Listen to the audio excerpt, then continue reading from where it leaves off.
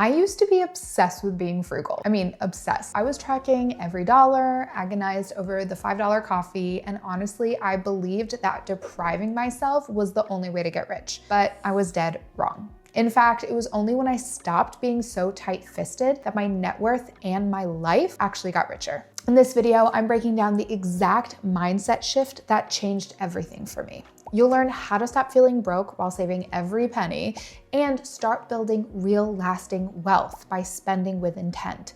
It isn't about blowing your paycheck. It's about completely redefining what it means to be smart with your money. Hi, I'm Emily, your big sister in finance and financially free mom of two, where we make personal finance clear, relatable, and actually useful for us figuring out life and money together. If this is something you're into, then hit the like and subscribe button and keep watching. For years, I was trapped in a scarcity mindset. My entire financial game plan was just defense. And I figured if I could cut enough, save enough, and shrink my life down into a tiny enough box, I'd eventually stumble into wealth. I figured the less money I needed to fund my life, the less I would need to save, and the faster and earlier I could retire to become financially free. I was the person who would drive across town to save 5 cents a gallon on gas, completely ignoring the cost of my time and the mileage on my car. I'd spend an hour hunting for a coupon code just to save $3 on an online order. I bought cheap shoes that would break after one use, which meant I had to buy them over and over again instead of just investing in one quality pair that would last season after season. I was picking up pennies while stepping over $100 bills, only looking at the price and ignoring what it was actually costing me. And the mental toll was huge. Every purchase, no matter how small, came with a side of guilt. A dinner out with friends wasn't just an experience to enjoy, it was a number on my spreadsheet that I would torture myself over for days. And the constant state of self-deprivation creates what's known as a scarcity mindset. It's like tunnel vision, where you're so focused on what you're lacking that your brain literally loses the ability to solve bigger problems or plan for the future. And I wasn't just living a smaller life, I was thinking smaller too. My world was all about limits, and I had this nagging feeling that even with all of my savings, I was just completely stuck. I was building a hoard, not a life. The shift for me wasn't a single lightning bolt moment, but more of a slow burn. And it all started with the one powerful concept: opportunity cost.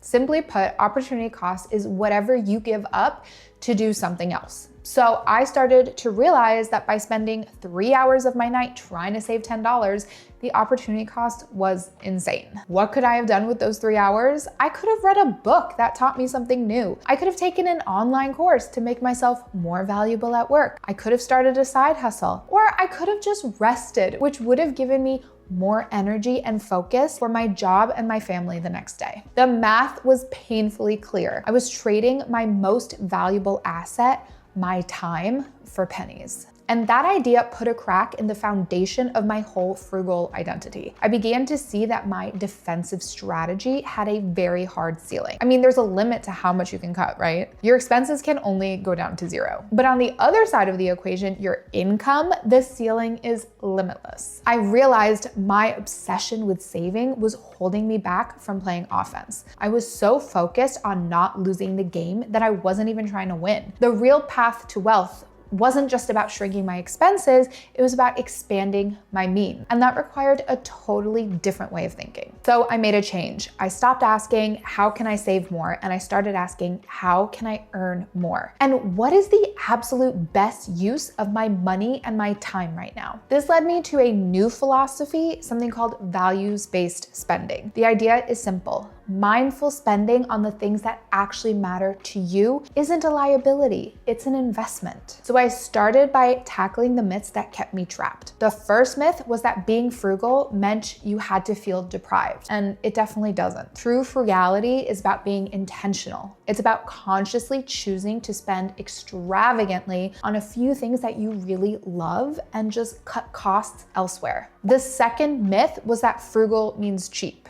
No, it doesn't. Being cheap is grabbing the lowest cost item, no matter the quality or the value, which is what I used to be doing. Being intentionally frugal is about prioritizing value. It's about knowing that a $200 quality pair of boots that lasts 10 years is so much better than that $30 pair that you have to replace every season. To put it into practice, I had to get crystal clear on what I actually wanted. I sat down and defined what my rich life meant to me, not my parents, not to Instagram, but to me. My list included things like minimizing stress, new experiences and travel, my health, and spending time with friends and family. Suddenly, spending money wasn't about guilt anymore. It was about alignment. A $100 week on a house cleaner saved me hours of stress. A $2,000 trip with my family wasn't a waste, it was an investment in memories. And even my daily coffee wasn't just a caffeine hit, it was a small ritual that I really valued in my own daily joy. So if the whole idea of value-based spending is making sense and something that you wanna try, I really wanna help you get started. This is the work that I do with my clients every single week, and step one is always figuring out what you actually value. So check out the link in the description if you want to learn more and work with me. So what happened when I made this shift? Did I actually get richer? In every sense of the word,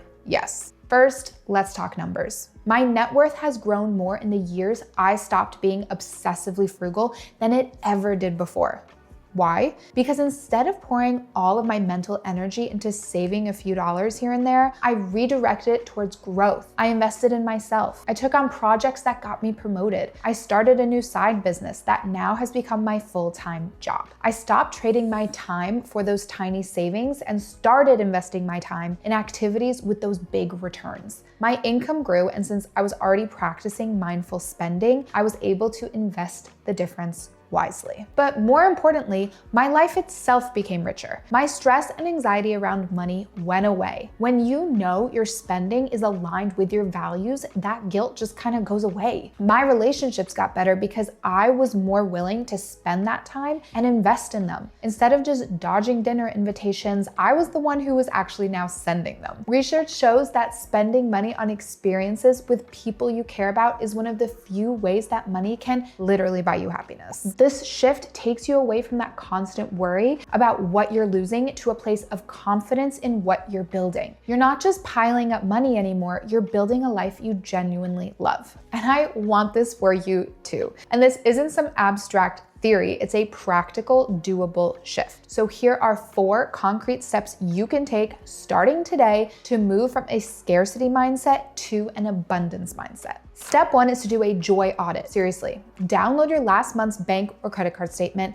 go through it line by line, and give every purchase one of 3 labels: joy, necessity, or regret. This one exercise is gonna give you a super clear picture of where your money is going versus where you think it is. Step 2 is to define your rich life. So forget your budget for a minute, grab a piece of paper and write down 3 to 5 things that are non-negotiable in your ideal life. Is it travel, learning new things, being able to treat your friends, having a beautiful, comfortable home? This will become your North Star. These are the things you now have permission to spend on guilt-free. Step 3 is to create permission to spend funds. Based on that rich life list, create specific savings goals or budget categories. Instead of just a vague savings account, make it a travel fund, an education fund, or a generosity fund. This reframes saving from an act of deprivation to an act of joyful, intentional planning